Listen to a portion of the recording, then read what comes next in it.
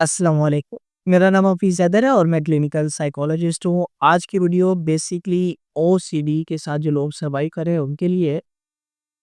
تو او C D والے صرف اور صرف یہ سمجھتے ہیں کہ شاید میں ہی غلط ہوں،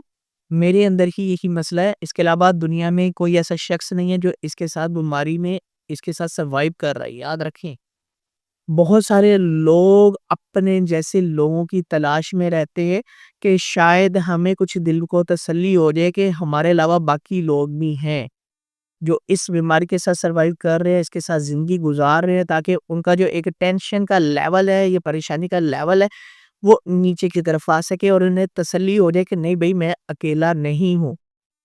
یہ آج خاص کر ویڈیو ان لوگوں کے لیے ہے کہ آپ اس بیماری میں اکیلے ڈائیگنوز نہیں ہیں۔ بہت سارے لوگ اس بیماری کے ساتھ سروائیو کر اور اپنی زندگی میں بہت سارے لوگوں نے اس بیماری کو چیلنج کیا ہے اور ایک سادہ اور آسان زندگی گزار رہے ہیں، اپنی سوچوں کے بغیر زندگی گزار رہے ہیں اور نارمل زندگی گزار۔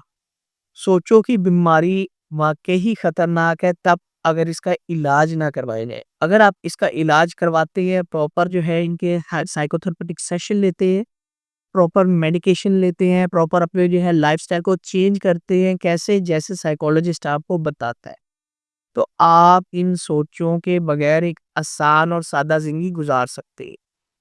بات یہ ہے کہ آپ نے اپنے لائف سٹائل کو تو چینج کرنا ہی کرنا ہے، لیکن ان سوچوں کو کیسے چینج کرنا ہے یہ سیکھنا پڑے گا، اور اس کو سیکھنے کے لیے آپ کو سائیکولوجسٹ کی ہیلپ کی ضرورت ہے،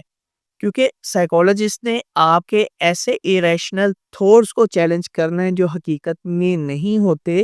اور ان سوچوں کو حقیقت پر لے کر آنا ہے، کیونکہ ایریشنل تھاٹس کو ریشنل تھاٹس میں بدلنا ہوتا ہے، اور وہ بدلنے کی پریکٹس، وہ بدلنے کی مہارت جو ہے آپ نے سائیکولوجی سے سیکھنی۔ تو آپ اکیلے نہیں ہیں جو او سی ڈی کی بیماری کے ساتھ سروائیو کر رہے ہیں، بہت سارے لوگ ہیں۔ اس چیز کو آپ نے یہاں پہ سوار نہیں کرنا کہ آپ اکیلے ہی او سی ڈی کے ساتھ جو ہے زندگی گزار رہے ہیں۔ بہت سارے لوگ اپنی انزائٹی کے لیول کو اس لیے بھی بڑھا لیتے ہیں کہ شاید میں اکیلا ہی دنیا میں ایسے شخص ہوں جو اس بیماری کے ساتھ جو ہے سروائیو کر رہا ہوں، تو ایسا نہیں ہے۔ بہت سارے لوگ ہیں، بہت سارے لوگ ہیں جو او سی ڈی کی بیماری کے ساتھ ڈائیگنوز ہیں اور اپنی زندگی گزار رہے ہیں۔